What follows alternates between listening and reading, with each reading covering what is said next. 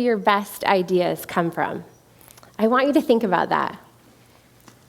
I have asked hundreds of people this question, and it might shock you, but no one ever said at their desk. Everyone always talked about being outside, in nature, maybe walking, moving, dreaming, or in deep conversation with people that light them up and challenge them. For me, when I think of the earliest memories I had of a real idea, I was just a kid, but I would go outside to my favorite pine tree, and I would lay under it, and I would look, through the branches at the sky, dreaming up inventions I thought would change the world. And yet, for most of us, we will spend over 2/3 of our waking life at a desk, usually staring at a screen, breathing recirculated air, often without a glimpse of even the sun. What if I told you that the spaces you work in are not passive, but they are incredibly active, and they are quietly shaping your behavior, how you feel, how you think, and even how you perform? But you already know this. Think about your home. Picture your kitchen. If it's clean, you likely cook more, right? If your bedroom is dark and quiet, you probably sleep better. But if you walk into a crowded garage like mine, yes, filled with holiday decor and boxes and kid stuff and you name it, you can just feel your shoulders tighten like mine are right now.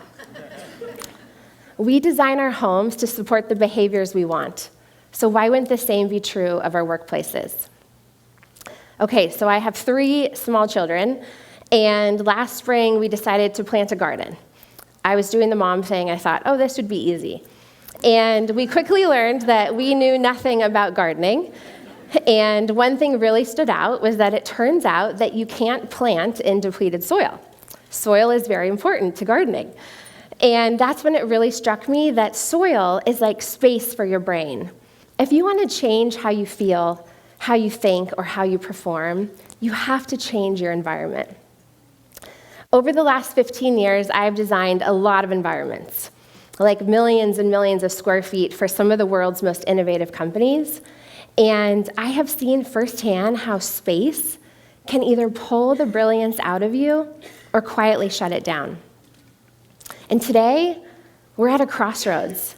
Technology is accelerating, AI is redefining everything, but most of our work environments, they're stuck in the past. If we want to design for humans to really thrive, we don't just get better buildings or better real estate, but we have the opportunity to unlock our human potential. And tonight, I want to show you 3 ways that your workplace is likely holding you back, and how finding the right space can help you unlock your potential. So number 1, because the wrong environments, they literally make you sick. Workplace stress is now a public health crisis. Maybe you can relate to an office like this. Generic, beige. This was like the first job I ever had, looked like this. And yes, they're filled with some funny characters, but they're stale, they're dark, there's no privacy there. And over time, these spaces, they actually wear on you. You can feel it in your body, your mind, your mood, your health. But introduce just a few natural elements like daylight, views of nature, fresh air, and everything can change. So what does nature at work look like? Well, think a restorative walking loop. These are simple walking paths that we design around the perimeter of large campuses filled with trees, birdsong, calm, usually about 15 minutes to complete. And in surveys, people always talk about reduced headaches, reduced stress, and more creative ideas. Super compelling and super simple. But maybe you work in a tall office tower and you are in an urban environment. Well, what if you could walk into a room that had a floor-to-ceiling immersive experience of your favorite nature scene? What if you could press a button and be transported here? Take your meeting to the beach. Or maybe you're craving the forest and you want to take your meeting there. These aren't just pretty screens, but these are intentionally designed to reset your nervous system. I sometimes joke that I should take every meeting with my boss in a space like this, because how could you ever be mad if you were sitting in the middle of a forest, right? These aren't just fluffy wellness perks. These are intentional design interventions that are designed to change how you think, how you feel, and how you perform. Foundational for unlocking our human potential. Okay, so number 2, we have to talk about AI, because AI is redefining everything. But it can't replace what makes us human, our creativity. By 2030, so in 5 years, several studies predict that over 70% of jobs will be redefined by AI. 70%. But AI, it can't feel, it can't dream, it definitely can't imagine. That's our human edge. But I bet that your workplace likely doesn't nurture that edge. Why? Well, because for decades, workplaces have been designed for efficiency and productivity, not for creativity, and not for curiosity. It doesn't thrive in back-to-back calls or an endless sea of noisy workstations.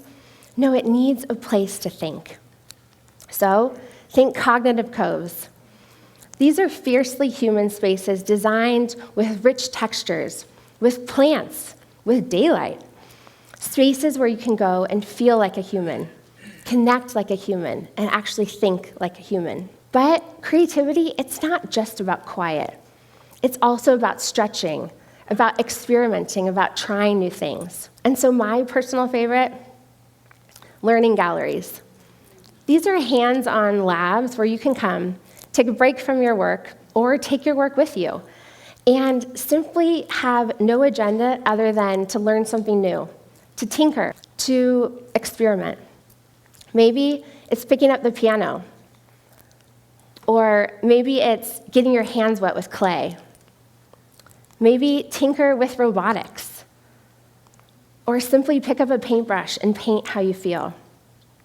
These spaces are designed to improve your brain's neuroplasticity, because in a future AI world, knowing how to dream, how to be a beginner again, how to create, will be essential for unlocking our human potential.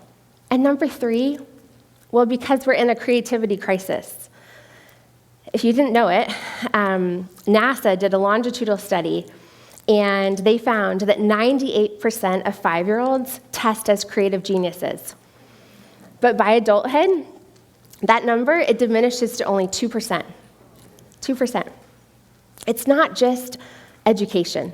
It's our environments. Our lives have been optimized for efficiency, for productivity, not for imagination. This is personal for me. I have a 5-year-old, and she makes the most wild structures out of anything she can get her hands on. Tape and string and blankets, and the whole house turns into chaos. But over time, it looks like this. And I think, how do we protect that instinct? It terrifies me to think that we might be designing the creative genius right out of our kids' future. But it doesn't have to be that way, because the good news is that creativity, it doesn't die, it just goes dormant, and it comes roaring back when we give it space to play. So what does play at work even look like, right? Well, think strategic play gardens. These are small spaces. They're activated with puzzles, with chess, with Go, building blocks like you see here. Not for kids, but for the R&D team to work on strategic thinking. And where we have more room, more space, we design play fields and paddle courts. These spaces are designed to give teams new ways to connect, new ways to communicate, new ways to problem solve, because nothing sparks creativity more than movement and joy. The world agrees that play is foundational for children and their development. And yet, the modern workplace thinks it's frivolous.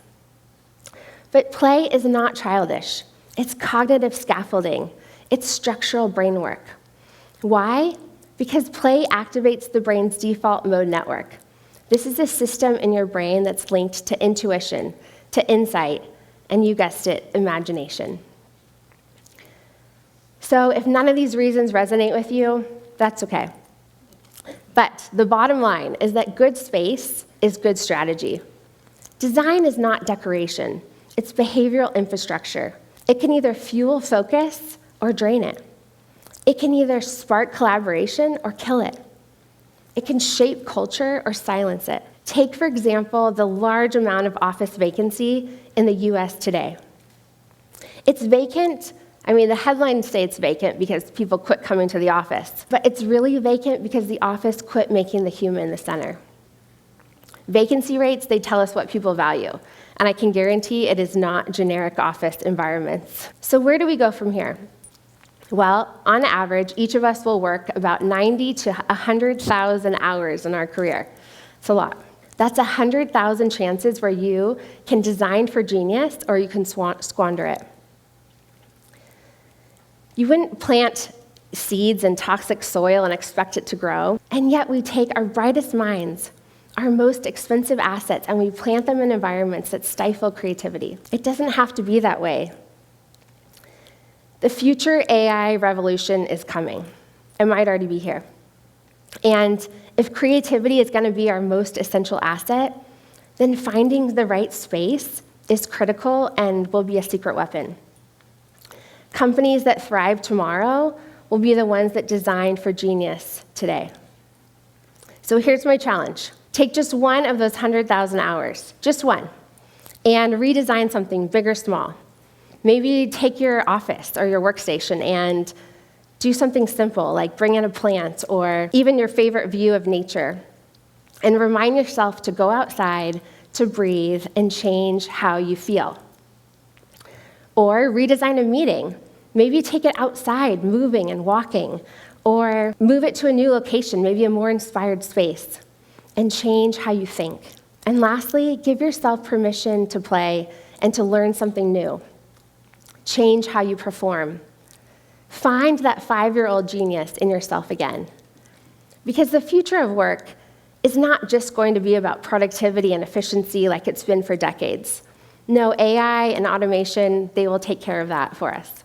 But the future of work will be about finding the right space that will help you unlock your potential and find your creative genius again.